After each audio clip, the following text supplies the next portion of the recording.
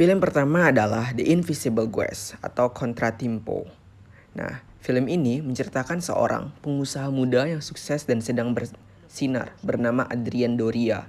Ditemukan bersama mayat seorang wanita selingkuhannya bernama Laura Fidel di sebuah kamar hotel yang tertutup. Tentu saja dia langsung dituduh sebagai pembunuhnya. Tapi karena Adrian ini kaya raya, maka ia bisa mengajukan diri sebagai tahanan rumah dengan uang jaminan yang banyak.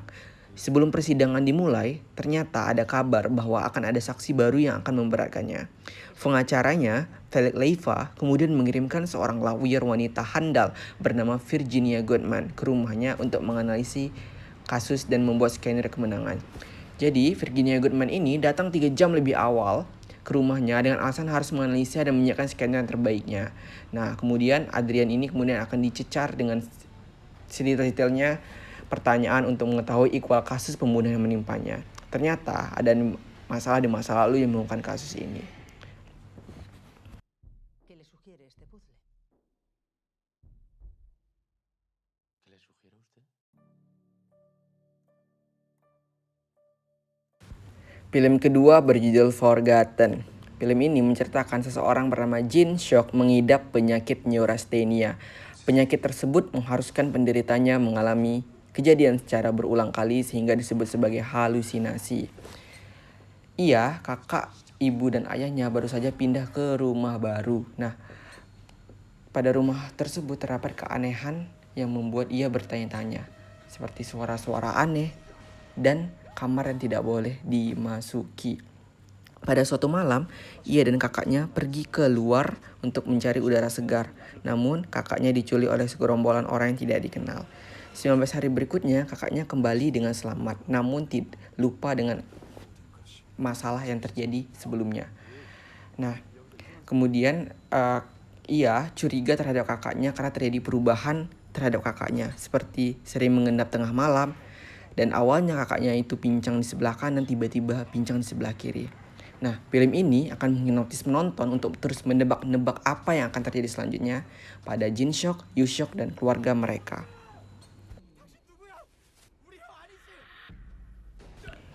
Film ini akan membuat kita bertanya-tanya siapa sebenarnya kakaknya, dan membuat adrenalin kita akan terpacu.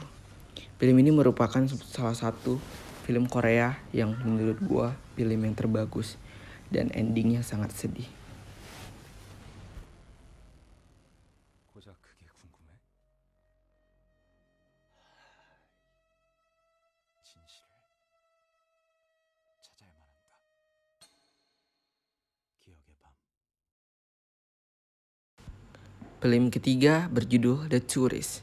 Ini dibintangi oleh Angel berjudul Fear Island. Fear Island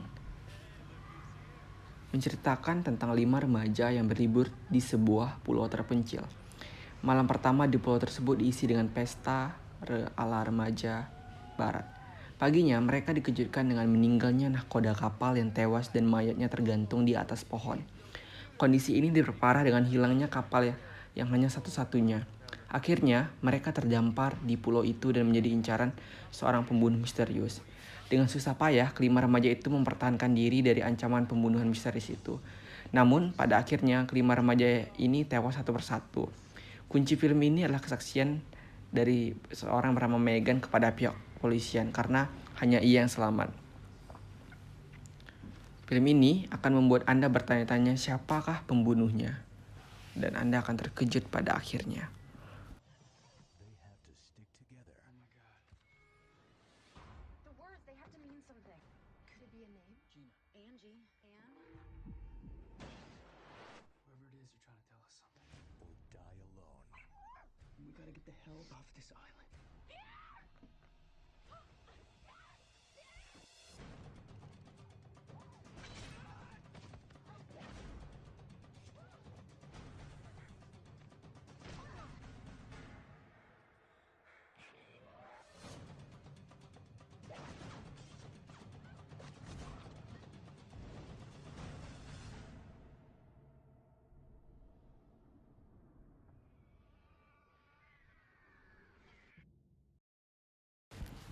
Film kelima berjudul Gone Girl.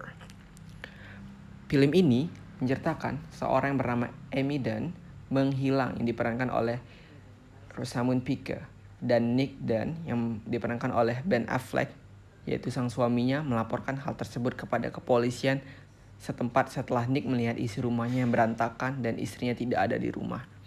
Nick yang dibantu oleh kakak perempuannya, Marga Dunn, mencari Amy hampir 1 bulan lamanya, tetapi Amy belum juga ditemukan. Curiga belum juga ditemukannya Amy, polisi menduga bahwa Nick telah membunuh Amy. Karena hal ini diperkuat dengan bukti adanya darah yang berceceran di lantai dapur rumah mereka dan juga 3 buah surat dari Amy yang berisi petunjuk-petunjuk. Nick membantah dugaan itu. Dia bersikeras bahwa dirinya tidak melakukan hal apapun atau bahkan sampai tindakan membunuh. Kejadian ini menjadi topik hangat di media massa yang menyiarkan berita kejadian hilangnya Amy. Masyarakat membenci Nick, mereka juga menuduh Nick membunuh Amy. Sampai-sampai Nick dikejar terus oleh awak media. Nick geram dan tindakan awak media massa, polisi, dan juga Amy yang berhari belum ada kabarnya. Akhirnya, Nick mengumpulkan beberapa petunjuk yang terdapat dalam surat, dan petunjuk-petunjuk tersebut membuat Nick merasa ada yang janggal, seolah-olah Nick telah melakukan pembunuhan terhadap Amy. Feel like something to be jettisoned if necessary. I feel like I could disappear. The hallmark of a sociopath is a lack of empathy. Amy lost a lot of blood in there. Then somebody mopped it up. Why would they mop up the blood if they're trying to stage a crime scene? Whatever they found, I think it's safe to assume that it's very bad. I'd finally realized I am frightened of my own husband. I would show you, as if you're doing a deposition, what to say, what not to say. A trained monkey? A trained monkey who doesn't get lethal injections. She's going to eat you alive. You assaulted her? It's not good enough for you? I hit her? It's not even close. Absolutely not. I never touched her. We now believe Nick is involved in the disappearance of our daughter. Without a body, without a murder weapon, their only hope is a confession. Y'all know anything yet? You need to tell me. How was your marriage, Are Nick? you asking me if I killed my wife? Man of my dreams. This man of mine may kill me. What about my son? Nick! This man may kill me. In her own words, This man may truly kill me. You ever hear the expression, simplest answer is often the correct one? Actually, I've never found that to be true.